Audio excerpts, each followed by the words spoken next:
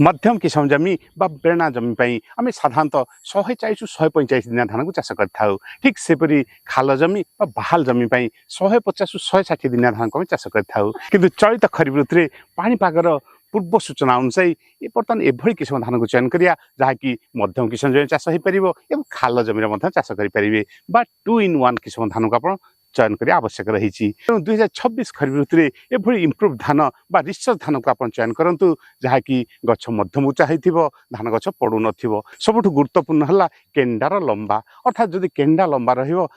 अधिक धान रमल बढ़ी पार जहाँफल एकर प्रति अति कम 30 ରୁ 35 क्विंटाल निश्चित अमल आसपार से एक धान किसम जार केंडा बहुत लंबा जहाँकि 32 सेंटीमीटर पर्यटन लंबा और हाइब्रिड धान को टक्कर देला भाया अमल दे था। 2026 खरीफ ऋतु में खाल जमी और मध्यम किसम जमी उभय जमी को चाष कर 2 in 1 हिसाब चाष कर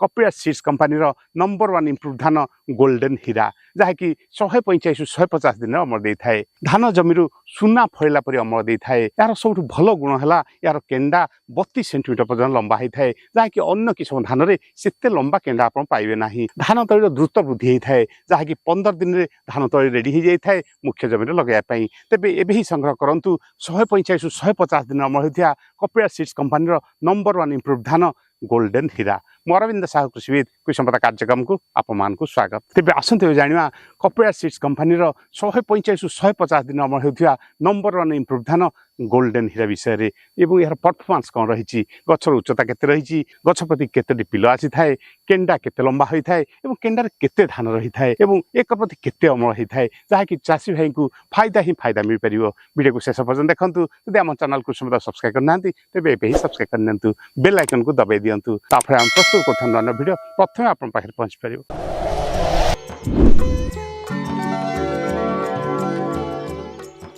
आप Kapila seeds company number 1 improve धान गोल्डन हीरा को चाष करते अमल पाई कमेंट बॉक्स में लिखुन। बर्तमान बरगढ़ जिलार अताबिरा ब्लॉक चुलधर गाँव रही तो ये देखिया बहुत बढ़िया चाष होकि गोल्डन हीरा और अमल बहुत बढ़िया आसार संभावना रही। गाँव जन अग्रणी चाषी आजे कि कपिला सीड्स गोल्डन हीरा को चाष करछंती कृषि संपदा कार्यक्रम को आप स्वागत करछि। नमस्कार। नमस्कार आज्ञा। प्रथम आपन आपन परिचयटा टिके कोन। आज्ञा मोर नाम विश्वजीत साहू मोर घर चुलधर ग्राम आउ अताबिरा ब्लॉक बरगढ़ डिस्ट्रिक्ट। आपन जमी रे आपन को किसम धान को चाष करछंती। आज्ञा हमें हीरा गोल्ड के चाष करिजु सेटा कपिला सीड्स रु हमें देवाल तांकर जन अछि गणेश सीड्स रु आनिजु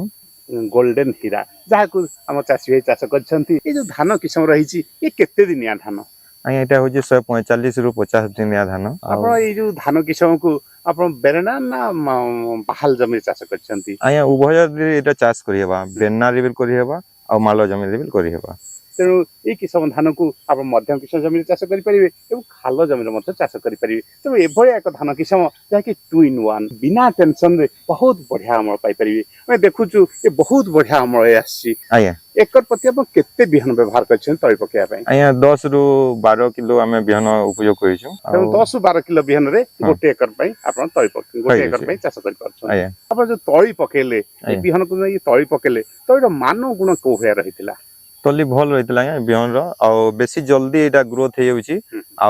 15 दिन 16 दिन एटा रेडी हो मेन फील्ड रे लगाबा मुख्य जमी रे लगाबा तेणु अलगा बिहन अपेक्षा ये भल बिहन हां बेसी जल्दी ग्रोथ हो आज्ञा अलगा बिहन अपेक्षा। Kapila seeds company number 1 improve धान गोल्डन हीरा को अपन व्यवहार करंतु जहार की तळी बहुत शीघ्र आछथाय 15 ରୁ 17 दिन रे मुख्य जमी रे लगाय पई ये प्रस्तुत हो जाय थाय। तो अपन जे लगेले अपन तक धाड़ी रे लगैथिबे मशीन रे लगेले मशीन रे लगालु मशीन रे लगैथिबे तेणु आप सार मध्य व्यवहार करथिबे तेणु को सार व्यवहार करछन्ते केते परिमाण सार को व्यवहार करछन्ते। ए तो मुख्य सार डीएपी यूरिया और पोटाश के हमें नउजु आ हमें यूरिया कम दे दिलु धान रे डीएपी और पोटाश टा टिके दे दिलु आ बाकी धान अपेक्षा तो कम सार लागु छी आज्ञा। तेणु जदि आम सार परिमाण को कम करवा अमल अधिका पाइबा ताहले मध्य चाषी बहुत बढ़िया फायदा पाइपर। खाल जमी एवं मध्यम किसम जमी ये सब जमी रे यदि अधिका सार प्रयोग न करुछंती ताहले अमल मध्य कमियार संभावना रही। किंतु कपिड़ा सीड्स कंपनी नंबर 1 इम्प्रूव धान गोल्डन हीरा या जदि चाष कर कम सार व्यवहार करी अधिक फायदा पाई आम ये गोल्डन हीरा को चाष कर रोग पोक कौ भया लगी तो रोग पोक बाकी धान अपेक्षा भी कम रोचे आम तो बेसी पेस्टिसाइड भी मारिनी ताकि धान टा बढ़िया रोचे तार ग्रोथ टा तेणु आम साधारणतः धान फसल रे विभिन्न प्रकार रोग लगी था धान बाहरिया पूर्व रोग लगी था धान बाहरिया पर रोग लगी था धान बाहरिया पूर्व आम साधारणतः महिषा रोग लगी था पत्र सदा पोड़ा रोग लगी था छड़ा जीवाणु तो पत्र पोड़ा रोग लगी था ये रोग लगी ना या से प्रकार तो रोग न लगे आम एडवांस टिके पेस्टिसाइड मारि देथिलु बोले से रोग जणा न पड़ी एवं ता छड़ा धान केंडा बाहरिया पर केंडा बाहरिया पर आमर सारा रोग देखाई था धान सब मोटा हो जाए फुली जाए विभिन्न रंग बेरंग हो जाए एवं दाना विवर्ण रंग देखा जाए ये सब रोग देखा जाए कि ना या से रोग देखा नहीं आम सोढ़ार पूर्वर मारि देथिलु तापर जेते फुल तार धरला बेले सेते बेले गुटे गालिलियो सेंसा बोले सेटा मारि देथिलु तो से सब असुविधा नहीं हो प्रतिषेध भाव गोटे फंजीसाइड स्प्रे कर दौरान रोगर संभावना कम रही छड़ा ये किसम धान में रोग सहन शक्ति रही जहाँकि चाषी भाई को रोग नवाई साहय करता है ठीक से भाया ये पोकर संभावना अधिका रही है जपरिक कांडबिंधा पोक और पत्रमोड़ा पोक ये दुईटी पोक बहुत क्षति करता है तेणु कांडबिंधा पोक और पत्रमोड़ा पोक ये किसम धान लगी ना या ना लगी पत्रमोड़ा तो आरंभ तो नहीं लगी पची मझे टे लगी सफा करदेलु सोढ़ा तो आदौ नहीं लगी आज्ञा तेणु कांडबिंधा पोक पत्रमोड़ा पोकर यार प्रति कौन क्षति करना तेणु ये किसम धान में कांडबिंधा पोक पत्रमोड़ा पोक प्रति यार सहनशीलता रही तेणु आम इनपुट कस्ट को कमेदबा रोग पोक नियंत्रण करने औषध परिमाण को कमेदबा आम अधिक फायदा पाई सबुठ गुरुत्वपूर्ण है केंडा केते लंबा जदि केंडा लंबा रहिला धान अधिका धान ओजनदार जदि रहे अमल बढ़ी पार ये किसम धान केंडा केते लंबा होता है केंडा लंबा रोचे तार 32 cm पर्यंत लंबा रही मोटा भी रोचे तो ये लंबा केंडा अलग कौ किसम धान देखी कि ना तो ये हीरा गोल्डा मोट फास्ट टाइम देखी लंबा केंडा उपरे धान को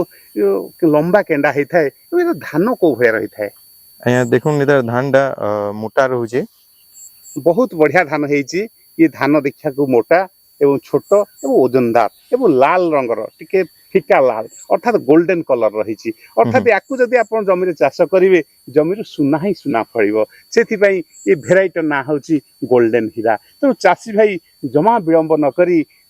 कपिड़ा सीड्स कंपनी नंबर 1 इम्प्रूव धान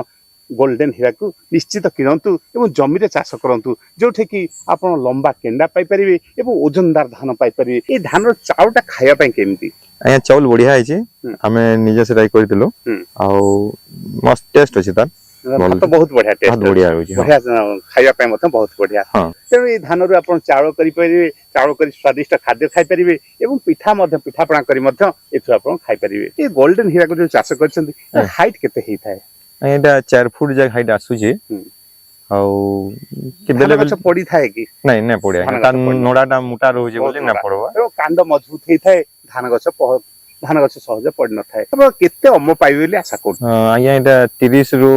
35 क्विंटल जाक तार आसुचे आदे तेणु आमे बहुत बढ़िया धान होईची तापरे चाची आशा करछन्ती निश्चित है 30 रु 35 क्विंटल पर्यंत निश्चित अमल पाई परिबे तेणु आप अमल करला परे ए धान कोठे बिक्री करछन्ती आज्ञा मंडी रे आमे जन आसुचे नु खुलुजी मार्केट रे सेनु दउछु धान के मंडी देला रे किछि ऑब्जेक्शन अछि कि बया धान को आमे नबुनु कि धान को फेरै नियंतु ए भया समस्या किछि देखायछि कि नहीं तो यहाँ से सब किसी असुविधा नहीं तो आप बिना चिंता रे बिना टेंशन रे कपिड़ा सीड्स कंपनी नंबर 1 इम्प्रूव धान गोल्डन हीरा को चाष करंतु तार अमल जेमिति स्वाद मध्य सेमिति तो मंडी रे मध्य बहुत बढ़िया रहे बिक्री हे परिबो किछि असुविधा नहीं आप चाषी भाई कोन परामर्श दे परिबे मैं चाषी मन को इटा परामर्श देमी जे कपिला सीड रो ए बिहन करंतु हीरा गोल्ड के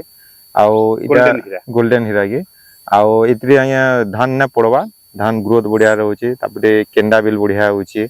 आउ पिल संख्या बहुत बढ़िया आसुचे अमल मध्य बहुत बढ़िया अमल बिल बहुत बढ़िया होचे तो चाषी भाई बिना टेंशन रे 25 रु 30 क्विंटल पर्यंत निश्चित अमल पाई परिबे कपिड़ा सीड्स कंपनी रो नंबर 1 इम्प्रूव धान गोल्डन हीरा कुछ संपदा तरफ आप अनेक अनेक धन्यवाद नमस्कार नमस्कार हम वीडियो आपन किपर लागला कमेंट बॉक्स में लिखंतु जदि वीडियो आपन भल लागि थाए तो लाइक शेयर सब्सक्राइब करंतु धन्यवाद जय किसान।